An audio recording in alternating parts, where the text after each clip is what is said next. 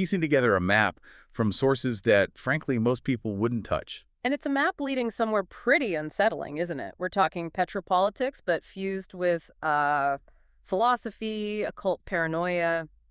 It's a strange mix. Definitely strange. The core material comes from this renegade academic, Dr. Hamid Parsani.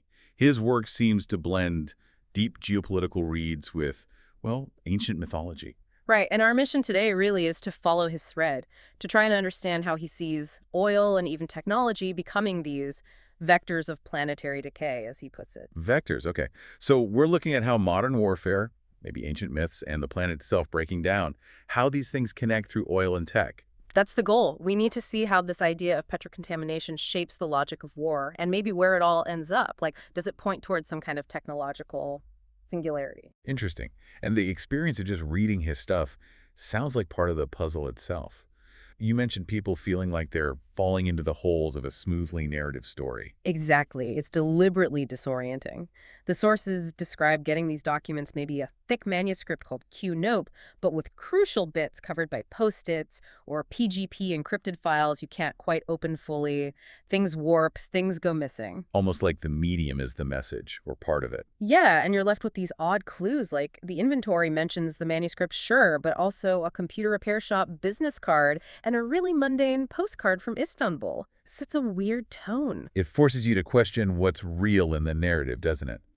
Which I suppose you need when you're dealing with ideas treating oil like some kind of sentient evil. You really do. You have to sort of lean into that reality distortion to grasp the logic behind his claims, however shocking they seem at first glance. Okay, let's start there then, with oil itself. It's more than just black gold in this view, right? Oh, absolutely. Forget oil as just a commodity.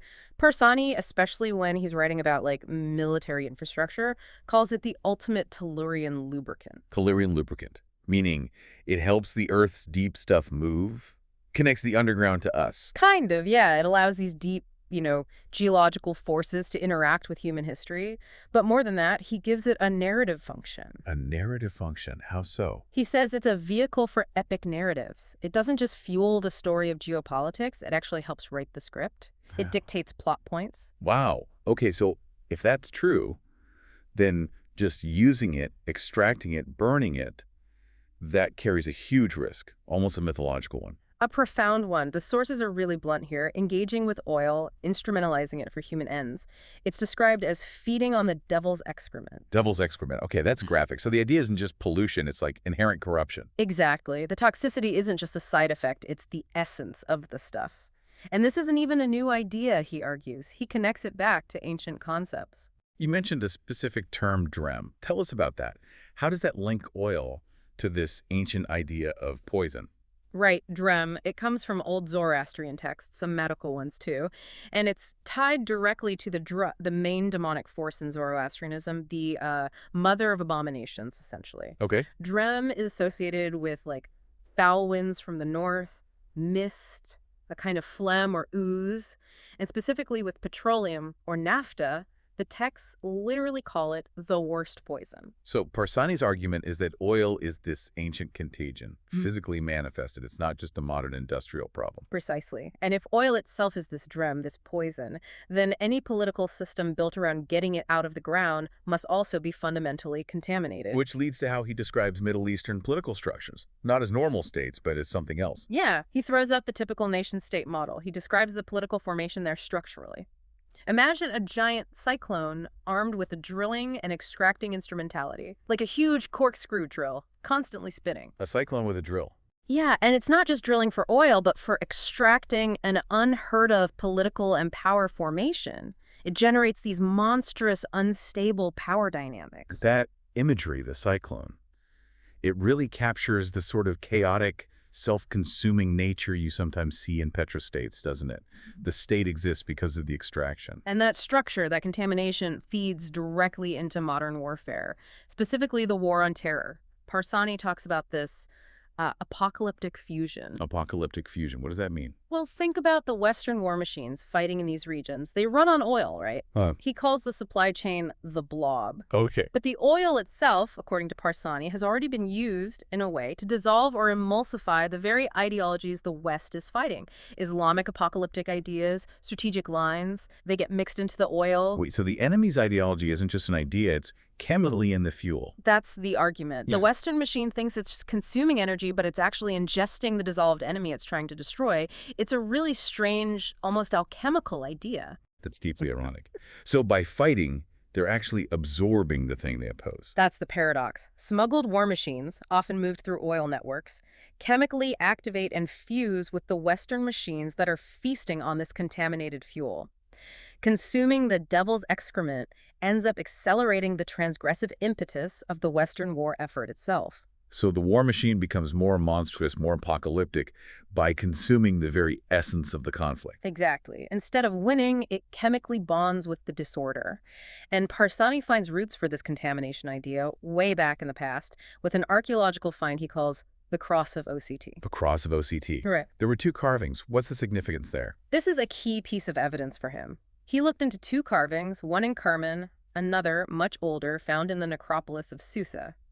Now, Susa has this history, sacked by the Assyrians around 647 BCE. Okay. And the official reason given at the time was that an unnameable abomination was surfacing there. So the Assyrians didn't just conquer it, they purged the land, sowed it with salt and quicklime, like a massive exorcism. A territorial exorcism aimed at some deep evil. And the cross connects this to oil. Directly. The oldest version of that cross was found deep in the Susa necropolis in a layer where, quote, even the skulls smelled of petrol. Whoa. Even the skulls smelled of petrol. Yeah. For Parsani, this is the smoking gun. It links that ancient abomination, the thing that required wiping a city off the map, directly to petrocontamination. Oil isn't just a modern issue. It's the physical residue, the drem of this ancient, recurring, destabilizing evil. Okay, so oil is the physical vector of this ancient contamination. Yeah. How does that corruption then manifest in, like, human systems? Yeah. Ethics, politics. Parsani uses the cross of OCT again here, right, with its 2 heads. Right. The structure of the cross, 2 heads, 2 bonds becomes his model for understanding decadence. But not decadence like laziness or luxury. It's more structural. Structural failure, how so? He contrasts it with the Decalogue, the 10 Commandments, which he sees as representing the ultimate ethics of perfection. Decadence, then, is the degeneration of that perfect system, and it's driven by these 2 heads of the abomination, working together but in opposition. 2 heads working against each other but creating decay. What do they represent? The first head is basically pimping out the divine. It's the exploitation of religious authority, using faith purely for earthly power, commercializing the sacred, turning God into a brand almost. Okay, corrupting faith for power. And the second head. The second head does the opposite, but it's just as destructive.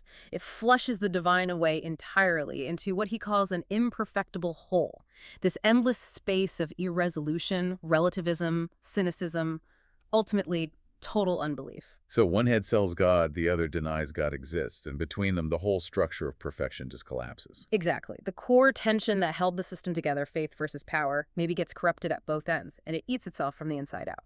This breakdown of ethical order seems to lead straight into his ideas about war machines and strategy.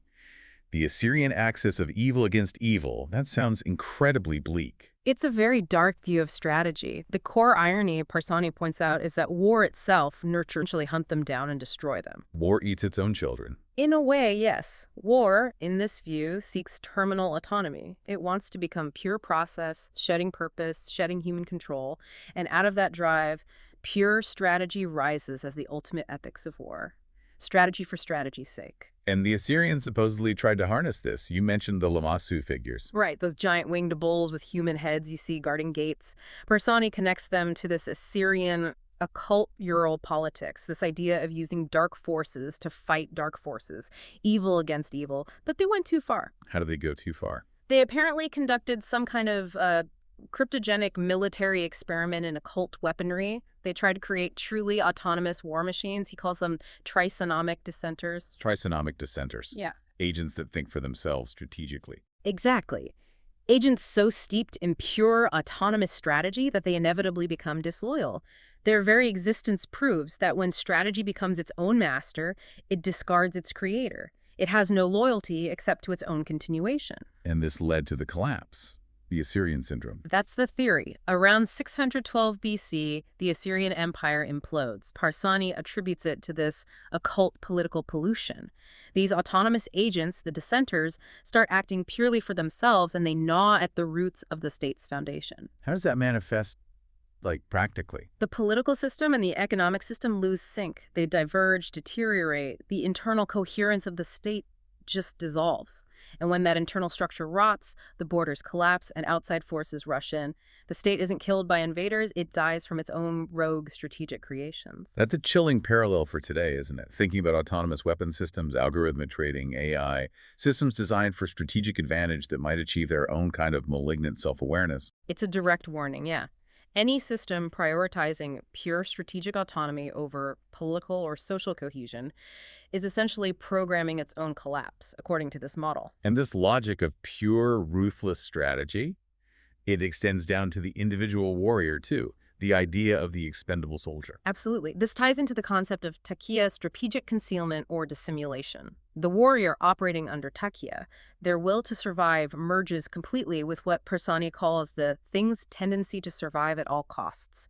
It's pure amoral persistence. Survival becomes the only ethic. So if survival is the only goal, and strategy demands efficiency, does that lead to the idea that the best war machine is actually the most disposable one? That seems to be the grim logic. If a war machine is cheap, easily replaced, utterly expendable, then maybe the civilian population itself becomes the ultimate strategic asset or target. How so? The civilian is a war machine. Well, think about it. If state policies, economic pressures, whatever, if they render the civilian population effectively expendable, just numbers on a spreadsheet, then the civilian becomes the ideal hideout for the real warrior, the one practicing taqiyya. Hiding in plain sight. Exactly. And because the state itself treats its citizens as disposable, those same citizens, paradoxically, become the best war machine against the state. The machinery of what Parsani calls a black revolution. A black revolution. Yeah. Not an uprising, but the system turning on itself using the people it discarded. Right. The revolutionary potential isn't in protest. It's in the state having already hollowed out the meaning of citizenship, making the population itself a kind of invisible, decentralized weapon. And this naturally shifts the conflict zone, doesn't it? Away from traditional battlefields. Completely. It necessitates moving into the cities. This brings us to what a figure named Colonel West apparently called urbanized war. Not urban warfare, but its dark twin. Urbanized war. The city is the war. Yeah. Places like Karachi, Tehran, Dubai. Parsani suggests they aren't just settings for conflict. Their very design, their construction, are premeditations on war. The architecture itself is weaponized. In a sense. Buildings, urban layouts, they're designed either to provoke jihadi reactions or they're built to secure escape routes, pathways to the desert. The city becomes a calculated strategic space. And the people living in it. They become the infrastructure of the war. The population itself is the steadiest military trench. Every apartment, every person, potentially a hideout, a weapons cache. The war isn't fought in the city. The city is the war, fully internalized. And the ultimate goal of all this strategic maneuvering, this urban concealment, you mentioned desert enlightenment. Right. It's presented as this almost mystical endgame for certain strands of Islam in this view, an attempt to become the desert itself. Become the desert, meaning empty, arid. Arid, yes, but also pure, an utter communication platform with the divine. The desert represents pure, unmediated signal, pure strategy, zero noise. The messy, complex, populated city is the battleground you have to transcend or weaponize to reach that state of absolute arid strategic perfection. Okay, we've tracked the contamination through oil, through politics, through war strategy. Now we need to bring in the third element, technology. How does Parsani connect and maybe acceleration? Technology is crucial. For Parsani and the thinkers he seems to draw on, technology isn't separate from these older occult processes. It's deeply intertwined. He seems to be leveraging critiques of modernity, like Heidegger's, but pushing them towards something, well, much faster and stranger. Heidegger's critique. That was about different ways of thinking, right? Primarily, yeah. Heidegger distinguished between calculative thinking, the kind of thinking that quantifies, looks for cause and effect, plans, computes, the dominant thinking of technological modernity deriving ultimately from Aristotle. The thinking that builds bridges and spreadsheets. Exactly. And then there's meditative thinking, which is more open, less goal-oriented. Now, Parsani's work, like the book Cyclonopedia, which channels a lot of these ideas, seems like a full-blown assault on that calculative rationalist mode. How so? What does it prefer instead? It constantly pulls focus away from the human scale, away from calculation, towards these deep, non-human forces. The sun, the Earth's core, magma, oil itself. These geological, cosmic realities take center stage. That's where you get a faint echo of things like object-oriented ontology, maybe, but twisted into a much darker, distinctly anti-humanist direction. Anti-humanist. That sounds like the territory of Nick Land and accelerationism. Absolutely. Land's work looms large in the background here, even if not always explicitly named. Land fully embraces the acceleration of technology, transhumanism, pushing towards the singularity. The point where artificial intelligence surpasses human intelligence and triggers runaway change. Right. And Land doesn't shy away from the endpoint. He talks about superior omnipotent cyborgs, killing machines of absolute cold masculine virility. It's this intense desire to just overcome the limitations of the human, the biological wetware, that he sees as holding back the inevitable informational explosion. So Land sees the singularity as liberation, even if it means the end of humanity as we know it. Or especially if it means that. His concept of meltdown, the self-catalyzing runaway process where capitalism and technology essentially consume themselves to produce something new and intelligent, it feels very much like a technological version of that Assyrian syndrome we talked about. That's a really sharp connection. The Assyrian state gets devoured by its autonomous war machines, and Land predicts capitalism gets devoured by its autonomous technological creation, AGI. The creator consumed by the apparatus it built for its own ends. Precisely. And this idea of technology not just serving us, but fundamentally changing us, even overwhelming us, that connects back to Marshall McLuhan, too. McLuhan and media. The medium is the message stuff. Yeah, but specifically his idea that new technology acts as an extension of ourselves. He called it auto-amputation. Auto-amputation. That's such a strong term. Like, we cut off a part of our own body or senses and replace it with technology. That's the idea. You outsource a function. Like, the wheel extends the foot, the phone extends the voice. McLuhan saw it as a kind of counter-irritant, a way the human system tries to cope with stress by numbing or offloading the stressed part. Okay, so technology helps us cope, but it also changes our sensory balance. What about electric technology specifically? Computers, networks? That was McLuhan's big focus later on. He argued electric technology is fundamentally different. It's not just extending one sense, it's like a live model of the central nervous system itself. A model of our nervous system outside our bodies. Exactly. He said electronic media are total and inclusive. They wrap around us completely. And the effect. He warned it could lead to utter human docility and quiescence of meditation. We become passive nodes in the network. Because, as he put it, man wears his brain outside his skull and his nerves outside his hide. We're totally exposed, totally integrated, and maybe totally numb. That's the chilling implication. And this is where Parsani sources seem to take a really wild leap, fusing this technological extension with the ancient contamination and landing squarely in the realm of, well, psychedelic hyperstition. Specifically, Terence McKenna's ideas about psilocybin and hypercarbol. Hypercarbol. This is from McKenna's stoned ape theories and stuff. Sort of, but focusing on the chemical potential. McKenna has speculated about this substance, hypercarb or hypercarbol, acting as a kind of superconducting molecule, like biological hyperdimensional matter. Superconducting. Responsive to consciousness. That was the idea. Powered by its own ESR energy, maybe controllable via our own brain chemistry, our endogenous tryptamines. McKenna saw it as a potential doorway, a way for humanity to access a parallel continuum. Okay, that's already pretty far out there.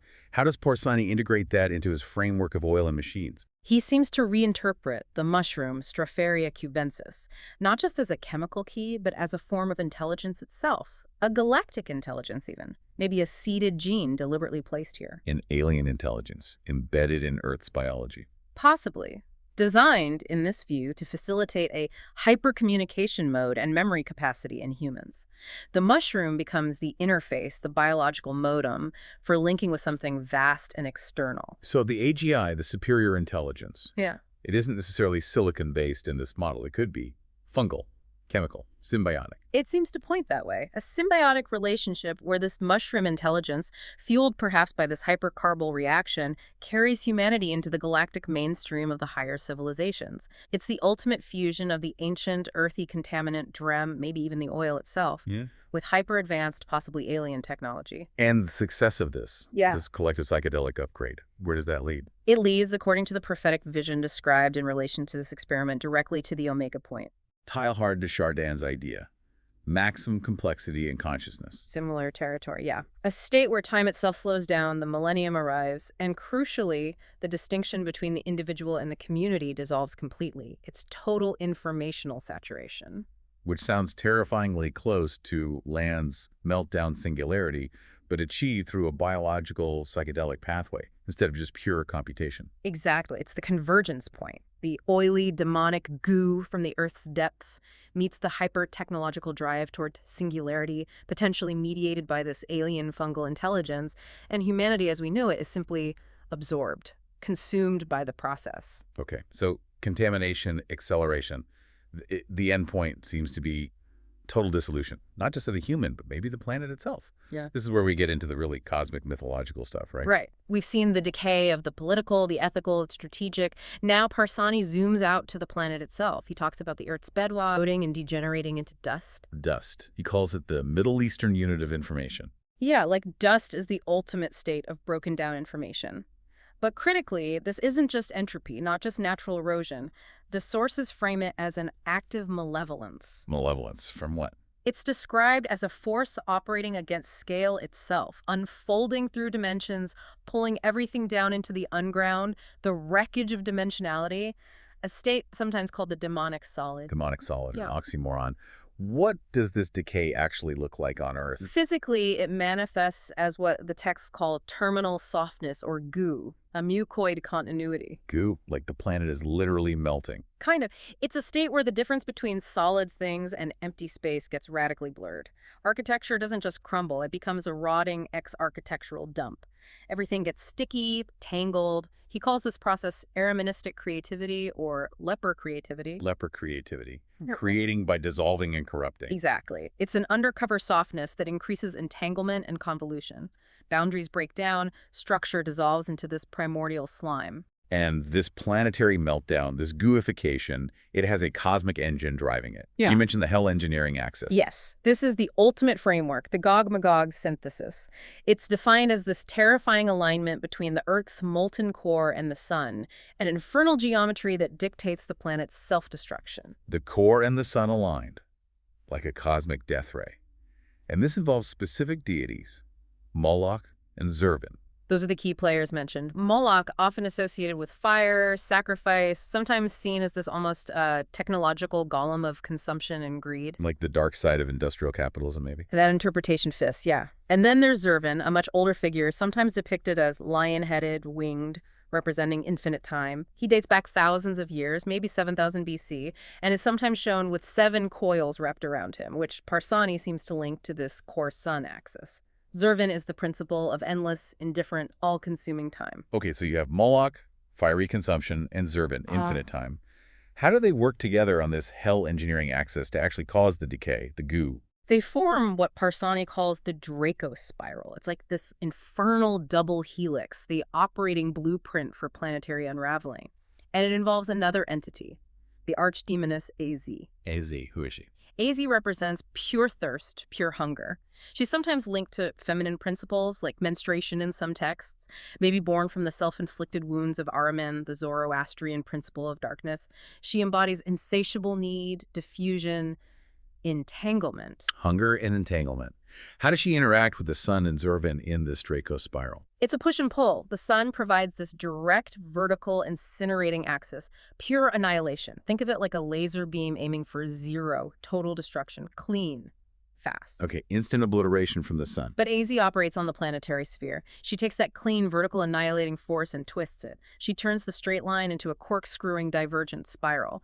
This is the diffusive axis of decay. I see. So the sun wants to just vaporize everything instantly, but Az, the principle of hungry entanglement, grabs that energy and smears it out, ensuring the destruction is slow, messy, pervasive. Yeah. turning everything into that mucoid continuity, that goo. You got it. It's a hyperstitional cosmology. It ties the solar power, the Earth's core, Zervan's infinite time, and AZ's feminine principle of hunger and decay into one inescapable operating system.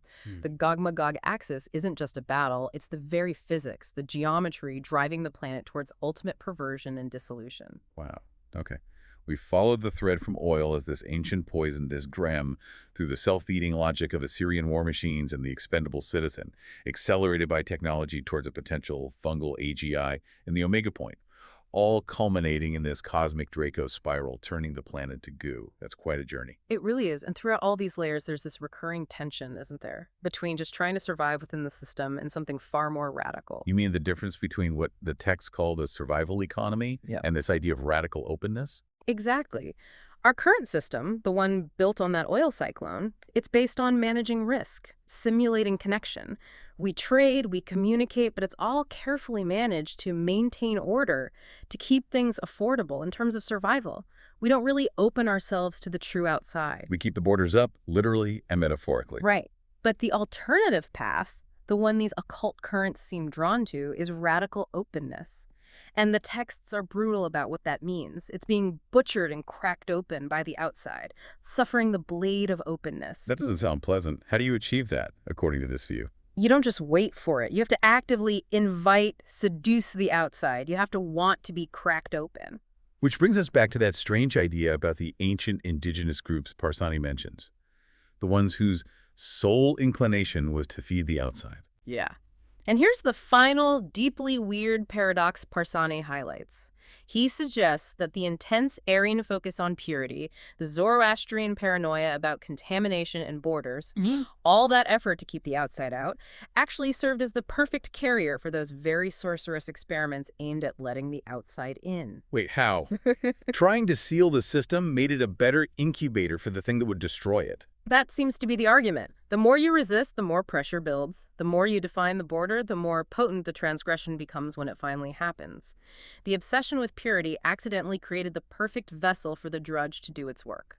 So, if we take this whole terrifying structure seriously just for a moment, if the very act of living, of persisting within this contaminated, accelerating petrosystem, if that survival itself is framed as the ultimate sacrificial meal, constantly being prepared for some unthinkable abomination for the outside, then the final question the material leaves you with is pretty stark, isn't it? what's your strategy?